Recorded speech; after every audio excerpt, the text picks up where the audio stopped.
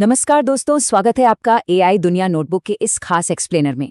दोस्तों, भारत में वैसे तो कई बड़े ट्रेन हादसे हुए हैं, लेकिन आज हम जिस हादसे पर चर्चा करने जा रहे हैं ना, उसने पूरे देश को अंदर तक हिलाकर रख दिया था।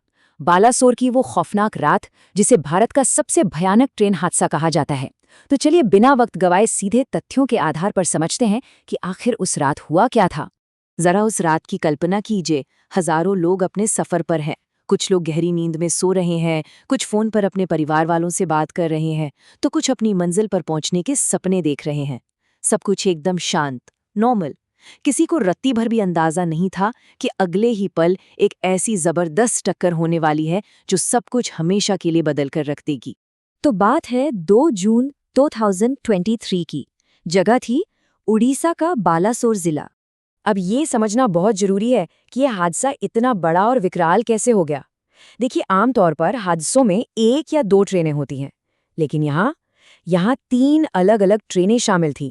पहली कोरोमंडल एक्सप्रेस, दूसरी यशवंतपुर हावड़ा एक्सप्रेस और तीसरी ट्रैक पर पहले से ही खड़ी एक मालगाड़ी। इन तीनों का एक ही जगह पर एक ही समय पर आ जाना, इसी ने इस हादसे को इतना खतरनाक बना दिया। अब सवाल ये उठता है कि ये भयानक टक्कर आखिर हुई कैसे। ये सीक्वेंस ऑफ इवेंट्स समझना बहुत जरूरी है। ये पूरा का पूरा चेन रिएक्शन बस कुछ ही सेकंड्स के अंदर हो गया।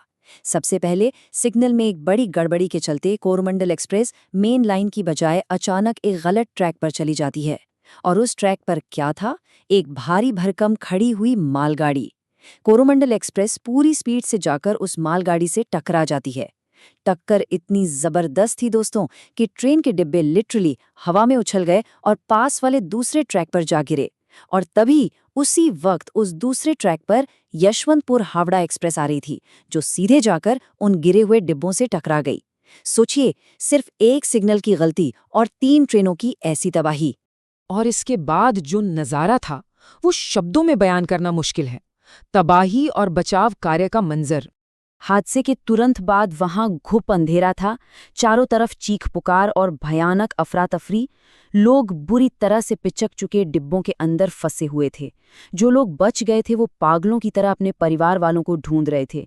लेकिन इस खौफनाक रात में भी इंसानियत ने उम्मीद की किरण दिखाई।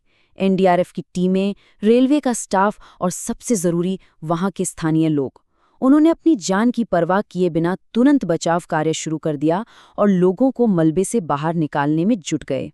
290 से भी ज्यादा। दोस्तों, ये सिर्फ एक आंकड़ा नहीं है, ये उन लोगों की संख्या है जो उस रात अपना सफर कभी पूरा नहीं कर पाए। इस महाविनाश की गहराई को बताने के लिए ये संख्या ही काफी है। और इसके साथ ही 1000 से भी ज्यादा लोग बुरी तरह घायल हुए।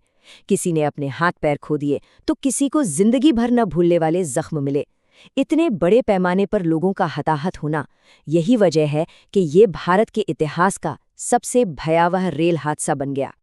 लेकिन अब बात करते हैं इन्वेस्टिगेशन की। आखिर इतनी बड़ी चूक हुई कैसे?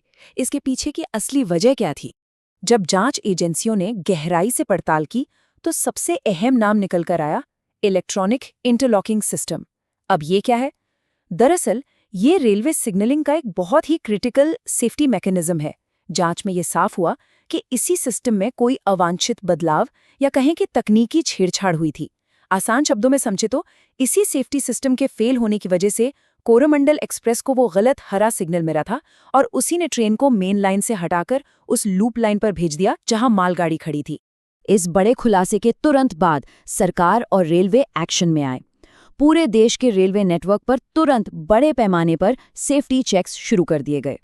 ये एक ऐसा कदम था जो लेना ही था, ताकि ये सुनिश्चित हो सके कि किसी भी और स्टेशन या रूट पर इलेक्ट्रॉनिक सिस्टम के फेल होने की ऐसी घटना फिर कभी ना दोहराई जाए।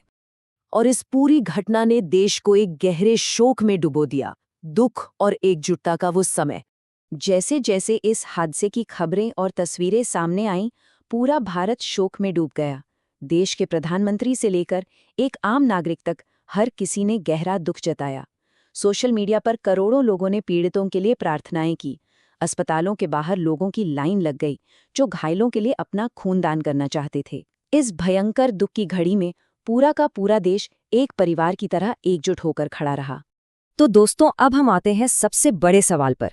इस भयानक त्रासदी से हमें सबसे बड़ी और अहम सीख क्या मिलती है? सबसे अहम बात यही है कि सिस्टम में हुई एक मामूली सी चूक, एक छोटा सा एरर, और देखते ही देखते सैकड़ों जिंदगियां हमेशा के लिए खत्म हो गईं।